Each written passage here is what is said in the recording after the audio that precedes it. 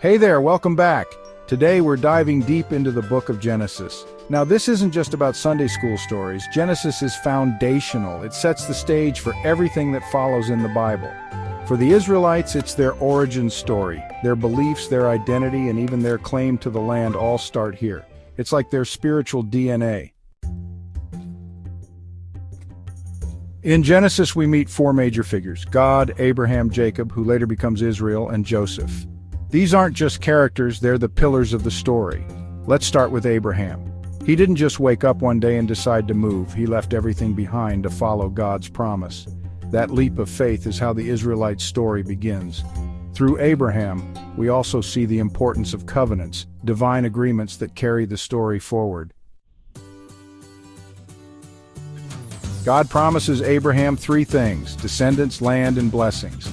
But here's the twist. It's not just about Abraham. God's promise extends to the whole world through his faithfulness. And then there's Canaan, the promised land. It's not just geography. It's a symbol of hope, destiny, and the fulfillment of God's promise.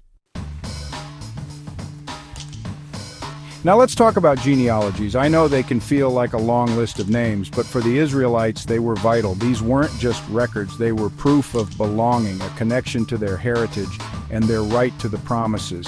Think of it as the ancient version of Ancestry.com, but with eternal stakes. Genesis has a structure to it, two main parts, like acts in a play. Act 1 covers universal themes: creation, the fall, the flood, and the Tower of Babel. It's the story of humanity as a whole, laying down universal principles. Then Act 2 zooms in on God's relationship with the Israelites. Starting with Abraham and following his family's journey, it's a shift from the big picture to a personal story. In Act 2, the focus narrows to four key figures. Abraham's story shows us faith in action and the first covenant. Jacob's story is about transformation. He wrestles with God and becomes Israel. Then there's Joseph, betrayed by his brothers, thrown into prison, and yet he rises to save his family and a nation. His story reminds us that even in the darkest moments, God can work everything for good. But Genesis isn't just about promises and blessings, it's about struggles too. Even the heroes of Genesis are flawed. Abraham doubts, Jacob deceives, Joseph's brothers betray him. These stories aren't about perfect people, they're about God working through imperfect people. That's something we can all relate to, isn't it? And then there's the promised land, Canaan. It's more than just a physical place. It represents hope, fulfillment, and the ultimate destination of God's promises. But the journey to get there, that takes time. Genesis reminds us that God's plans often unfold over time. It's not about instant gratification, it's about trust and patience.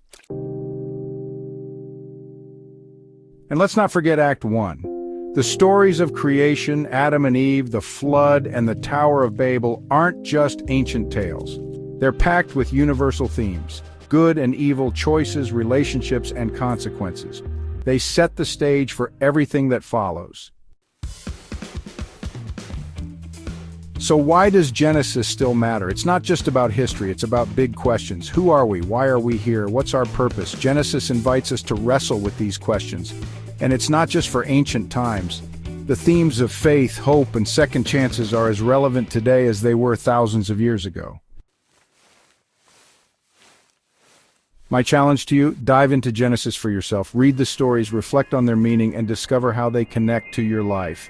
Thanks for joining me on this deep dive into Genesis. Until next time, keep exploring, keep questioning, and keep the faith. See you soon.